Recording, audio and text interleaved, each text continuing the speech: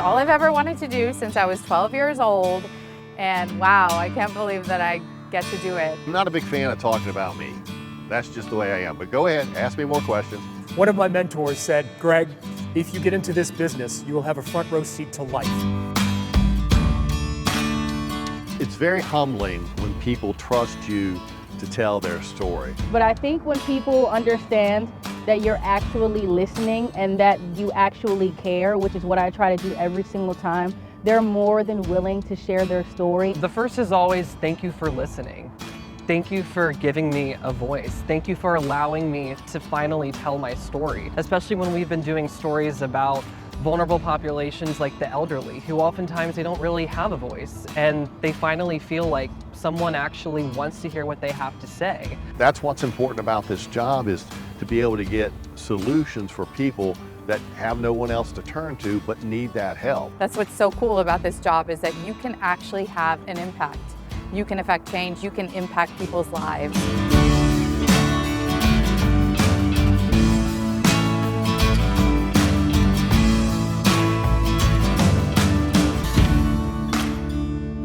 I'm tickled every single week when I have the opportunity to meet these incredible people, be it walking my dog or at the gym or at restaurants or here at the Virginia War Memorial. That's what gets me out of bed, to be able to be out there and tell people stories that wouldn't get told if it wasn't for me and CBS 6. I think that that's something that I try and do every time I sit down and talk to someone, is listen and acknowledge them as a person first, and not as a story, but just as someone who has a story. It's very serious. No, I didn't think we would get to this point. I'm here to get some water. In the cold now. Let me see, what's the temperature? 30 degrees. You get some water. It's horrible. I used to get up in the morning, take a shower, couldn't do that. I got a little bottle of water just to sprinkle on me to clean myself up. I need drinkable water, water to bathe, water to cook. You don't realize how much you use water until you think about it. Probably the most important thing that you need on a daily basis, other than like shelter. How long is it gonna take? When can we get it water? Grateful, thank Richmond City for these, but like I said, we don't know how long it's gonna be out. So it's affecting everybody. I mean, everybody needs water, it's essential.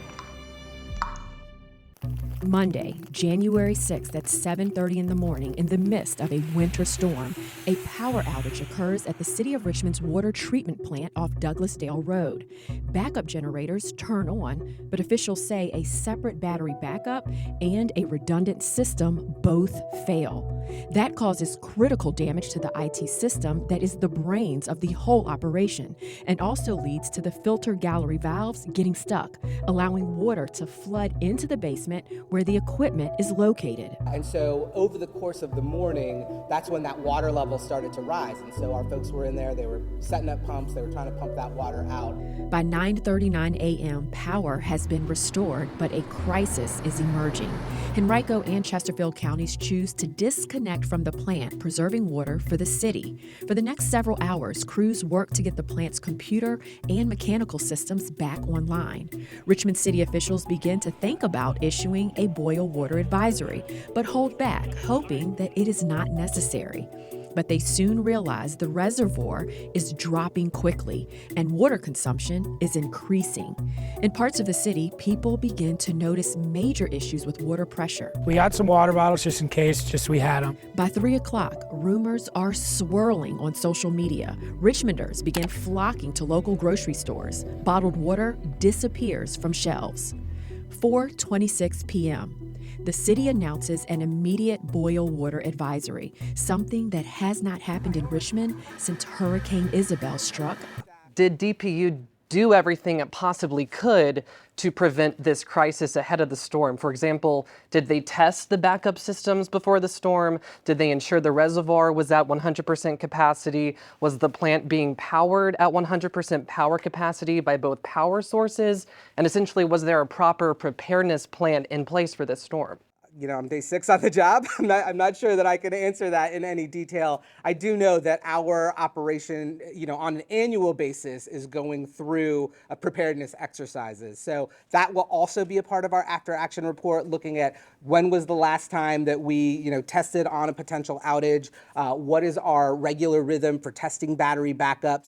When, as CBS 6 was the first to uncover, the plant experienced a short power outage that lasted a few seconds. Interim DPU Director Dr. Scott Morris said the consultants from HNTB who conducted an after-action review of the incident are investigating if that quick outage led to a critical failure at the plant that caused flooding within minutes of a complete loss of power at the plant at 5:45 a.m. CBS 6 News at 5 starts with a breaking news alert. At this point, we don't believe there is. And we have recovered 27 people from the plane and 1 from the helicopter. It is one of the most shocking tragedies to impact our state, our region, and our nation in years. A deadly collision between an Army helicopter and a commercial passenger plane on approach to Reagan National Airport in Arlington, Virginia. As the investigation develops, we're learning new details about last night's crash that claimed dozens of lives. I'm Cheryl Miller. And I'm Julie Bragg. It's believed all perished. Recovery efforts continue in the Potomac River, where it is believed that 67 people are dead due to that midair crash. CBS 6 has multiple crews in Northern Virginia to cover this disaster. Anchor Janine Samuels joins us live from Reagan National Airport in Arlington to lead our team coverage. Janine? That's right, Cheryl and Julie. We are actually on the Virginia side of the river this evening, though technically the crash site is considered the jurisdiction of Washington, D.C. Now, emotions continue to run high here, obviously, as crews spent the day searching the river for the bodies of the passengers and crew members from American Eagle Flight 5342 and the 3 soldiers that were in the Black Hawk helicopter. Why? Why did you not do something sooner? Child Protective Services and Henrico Police investigated the 2023 cases, and CPS determined the infants had been abused, but found there was not sufficient evidence to say Strautman was responsible. The hospital brought Strautman back to work in September of 2024. Several weeks later, 3 more babies suffered mysterious broken bones in the NICU. Investigators say Strautman was caught on camera abusing one of those infants in November. Martin says more charges are coming. So when it comes to hospital accountability for protecting the health and safety of patients, we do, again, have limited actions that we can take for hospitals. Addressing Virginia's Joint Commission on Healthcare about hospital accountability, the state's top health official highlighted the Virginia Department of Health's limited powers to hold hospitals accountable for failures. Health and Human Resources Secretary Janet Kelly and State Health Commissioner Dr. Karen Shelton sat down with CBS 6 for exclusive interviews to discuss Governor Glenn Youngkin's newest executive order. It aims to strengthen the oversight of nursing facilities across the Commonwealth. I think we all realized as people were coming forward, and thank you for your reporting on this to kind of help shine a light, but as others came forward and the complaints mounted, something different needs to be done. Something more has to be done. The governor's order comes after a year of CBS 6's investigative reporting into the health department's shortcomings and holding facilities accountable. We only have so much we can do inside the government to raise awareness, to build public will, to make sure that the General Assembly is knowledgeable, and your reporting really helped with that. All 3 of those things happen, I think, as a result of your coverage. We're asking people, what are the issues they care about now? Like as far as like the election coming up, not people, just issues. Just asking people questions about like what matters most to them. This is election time, and I'm asking people, what's the #1 thing on your mind coming with this election? Is there an issue that's getting you to the polls that you're concerned about the most? What are some of the issues that are important to you going into this election? We are talking to people about not who you're voting for, but about what issues are important to you.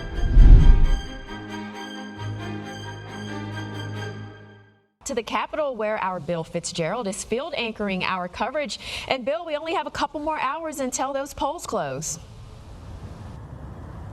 That is right, less than 2 hours, and that means we'll also start getting some results coming in right after that. I'm joined by our esteemed political analyst, Dr. Bob Halter. Bob, thanks for venturing out here to the Capitol today. Great to be here tonight, Bill. So tell us, what have you been watching in terms of trends in the big 3 state races? Yeah, what we're seeing is that Abigail Spanberger seems to have a comfortable lead in every poll that we've seen. It would be a shocker if she didn't win, and didn't win with somewhat comfortably tonight.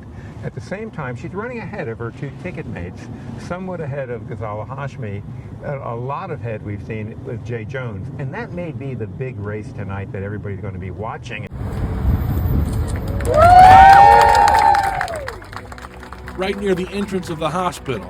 That meant everything to her. It was incredible. And when you looked around and were like, wow, who can bring this many people into one space just to honor someone for a few minutes? Since it went up last year, Lindsay's mother, Mindy Applewhite, has made a couple of trips downtown to see her daughter sign, but she says each visit is accompanied by mixed emotions. Good memories because she's forever looking over her people at MCV that she loved. Sad memories because she should be here. This was the last known place that my daughter was seen. I know he knows something. I've been saying it from day one, 9 years, not knowing where my baby was at. And now there's another innocent life gone. It was just disturbing to all of us. It's one of those things that I don't think I'll ever forget. Wrapping the HDMI cord around her neck and hitting her with the back of a hammer. He shouldn't have never been allowed to come to Florida. My daughter would be here if it wasn't for Virginia. A 13-year-old did not kill my brother. And then to find out that the Philadelphia police don't want to do nothing about it is even more insane. Otis used to always tell me, he come in this house, I'ma kill him. If they would have caught him in Philadelphia, those 2 other girls would still be here. Something about his eyes, the way that he looks. Like he didn't have a soul. Do you reflect on this and say, man, I created a monster? While my parents are still looking and talking to other people, I'm sitting at a table by myself, adjacent to where the pool was, and realizing that this is bad. It's a mystery that has haunted a Central Virginia family for more than a quarter century. In the spring of 1998, a young woman named Amy Bradley took a Caribbean cruise with her parents and brother. Early one morning, she vanished without a trace. Now, Amy's story is the subject of a new Netflix docuseries. Today, we sit down with her brother, the one who went on that cruise, for a captivating interview about the strange and disorienting days that followed the disappearance, the theories as to what really happened, and why he is convinced that his sister is still out there all these years later. Well, welcome to Untold. We are here with Brad Bradley. Thank you so much for being here. I know you've been making the rounds. Yeah, it's okay. Thank you for having me. I said, I'm going to bed. She said, I think I'm going to stay out here with all the fresh air and the wind, and I don't want to go inside a little cabin and, be closed in. So I said, all right, I'm going to go inside. So I told her I love her. That's the last thing I ever said to her. Though this is where you'll find an interview that was once at the center of one of Richmond's most mysterious murder cases. People just don't disappear every day, especially a 17-year-old. Everybody's heard about it. So I chatted with him off camera for about 20-25 minutes and somehow convinced him to do an interview with us where we just would not show his face, but his hands. But the longer Folly talked, the more he contradicted himself. So she came here to eat, then she went to your... I guess she came here to eat. I'm here at Feed More for the Puritan Cleaners 100,000 Meals campaign. Did you know that 1 in 6 children in Central Virginia struggle with hunger? That's according to Feed More. And it's a big reason why they're partnering with Puritan Cleaners to raise 100,000 meals for kids and teens living in our region. To date, the partnership has funded more than 1.8 million meals, and we want to get you involved. I'm helping people, improve their lives. Behind every knock is a story, and behind every smile is a need. that the people need food, our neighbors. These are people in our community. It's not people all the way around the world, although they need our help too. This is Powhatan, Chesterfield, Midlothian, Richmond, right here. Now, as you can see right now, I am holding a check from CBS 6's parent company's charitable foundation, the Scripps Howard Fund. Its mission, giving light and changing lives. Today, we're super excited to share a very generous donation to 100,000 Meals campaign. Drum roll, please. $2,000. That's equal to 8,000 meals going back into our community to feed children who don't have access to nutritious and filling food. What a difference this will make. It's a feeling of closure, and it's you know, you can't really compare it to anything else you've done because you don't do this twice.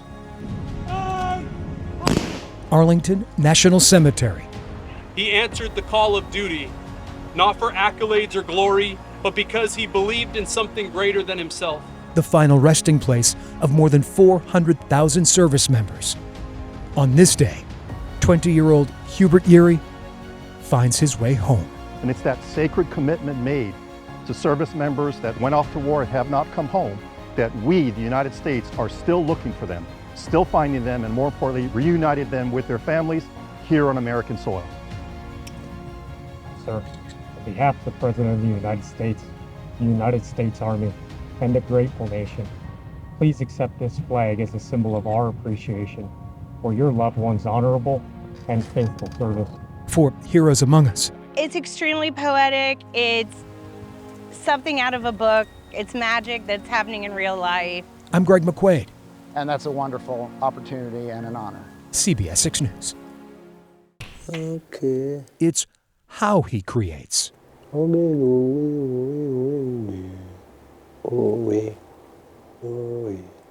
is for me. Pinching a pen between shoulder and cheek. Bukuru is defying the odds. I like this. The 33-year-old was born without arms or legs. But you would never know it admiring the self-taught artist's body of work. He wanted to do something that people would remember, and he did. The cold-blooded killing sparks a massive manhunt. It wasn't just we need to find the assassin. We need to find John Wilkes Booth, and here's his picture. The killer escapes into Maryland. They put wanted posters out. The assassin eludes capture. Hours turn into days, days melt into weeks. He was heading to Richmond, and hopefully to be safe. A bounty to catch Booth grows. As you can see, it was a $100,000 reward. Welcome to the Palo Garbanzo. Whirling Blades of Death. The father of two appears at Renaissance fairs from coast to coast. Oh yeah, but hang on tight, people, because here comes the fancy part. Maryland's Ren Fair near Annapolis each autumn. One of his favorites. We're doing just a special on going back to school. We're talking to parents about back to school. So what are you thinking about this school year? What's on your mind? Tell me, is the family excited? You have a lot to do. I was just wondering if you'd be willing to talk to us about back to school? Like, what is on your list? What are the big things that are on your list? Can you name them off? Dig. Yeah, rub that dirt off. Beautiful. At Thomas Jefferson Elementary School, kids are literally digging their assignments. What? The school calls them students. Eyes on me. But ask nature teacher Rachel Bollinger, and she might tell you they're tater tots. There you go. In the school's choir room, thousands of cheering fans looking on. The choir had their moment in the spotlight for what feels like the very first time.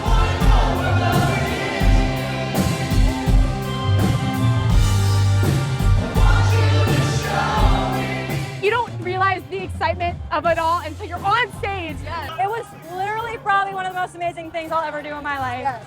But talking with those students before and after the show, these are my queens. I love them so much. It's clear that it's an answer they've already found, thanks in part to that room, their teacher, and each other. Especially for this song, like, I want to know what love is. Like, this is love to me. To get ready to cover high school football, we had our own training camp to execute the game plan.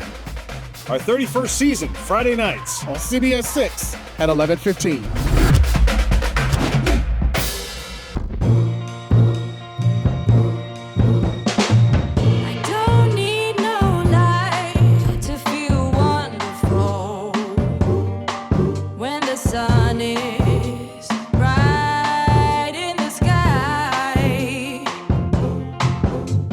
Be melancholy. Yeah, I mean, because 40 years. I mean, when I came to work here, from Pennsylvania, single, loaded all my belongings in my car, and never left. Proposed my wife here, raised 3 children, raised three boys, and good memories out here. I think I'll be sad not seeing the diamond, driving down 95, driving down the boulevard. It was such a big part of my childhood. Like, I remember driving home from family vacations, and once you saw the diamond rising on 95, you'd be like, okay, we're home. I remember John Smoltz telling us the story about when he was traded from the Detroit Tigers. He came from a AA team in Glens Falls, New York, and when he drove into town, he saw the outline of this stadium, and it was the biggest stadium he had ever seen in his life.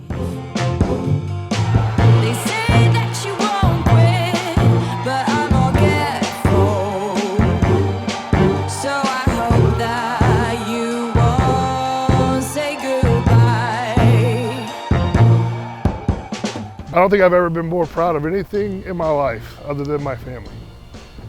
And really, really grateful. Grateful to be in Richmond and grateful to have played a small role in this whole situation. So there you did it. You made me cry on television.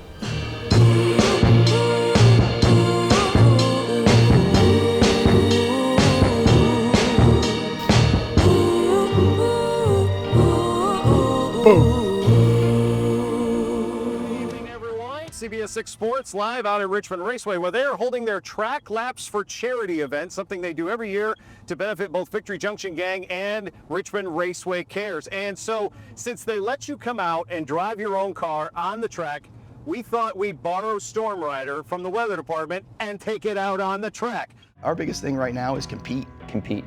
Can we learn how to win? We want to be able to compete against every single team. It's the first step to be able to win is, can we play with somebody? And we thank Matt for, opening up the program to us. We went to a bunch of practices. We talked with him 3 times during the year. The unity, I'm really hoping and looking forward to the connection that this team is going to have going forward. He inspired us, made us a lot more active, made us want to be out here a lot more. I saw the change in all the kids, how much more excited they were to be out here.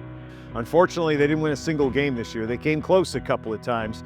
There's a brotherhood that you can kind of create here that you can build for the rest of your life, and hopefully that's something we try to convey and get those guys to understand that it's going to be bigger than that. Your record on your high school football career is not going to get you any job, but how you treat people and how you can build that brotherhood, that's going to be a lot more to you later on in life.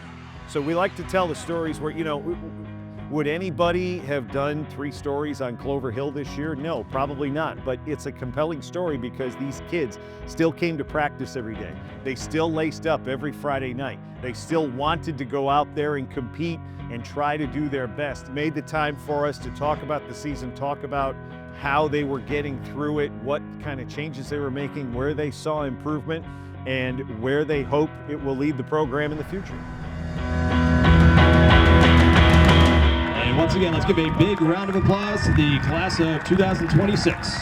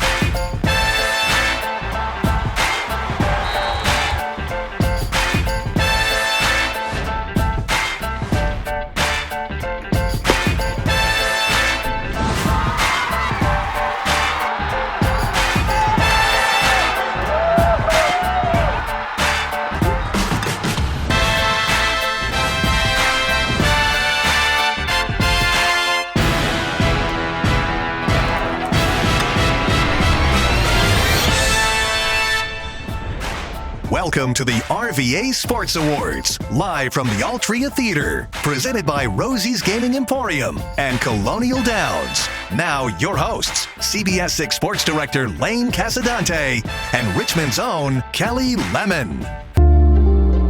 All these extra things that we were able to enjoy and make our lives easier while we were in our intensive treatment was being funded by the Children's Hospital Foundation. So when she was invited to be the Lemonade Ambassador, she said, yes, that's exactly what I want to do. I can tell a story and I can encourage people. If I see someone that is going through cancer, I can tell them it's going to be really hard, but there's going to be so much support and you are loved and your doctors are going to do anything they can to heal you.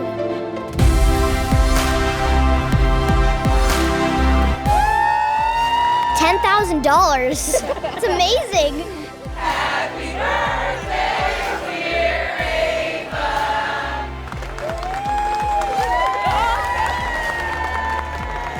So Ava, how are you going to spend your special day? Oh wow, I don't know.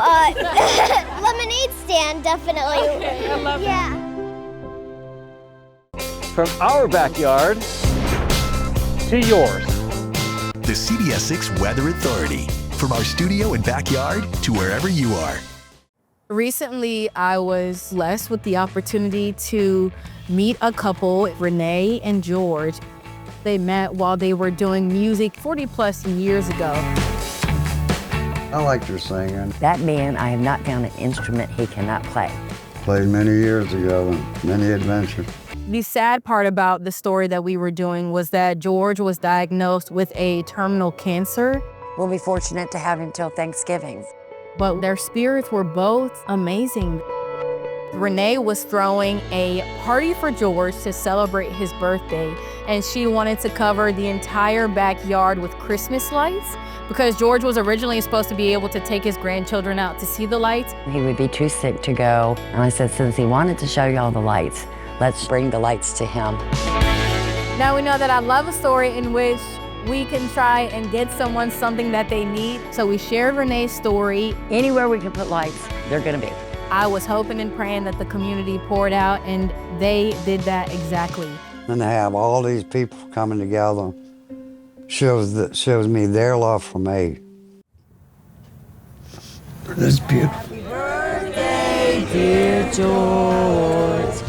Happy birthday to you. You have your ups and downs, but you hold on to the ups and put the downs away. We're bringing Christmas, Thanksgiving, and even New Year's a little bit early.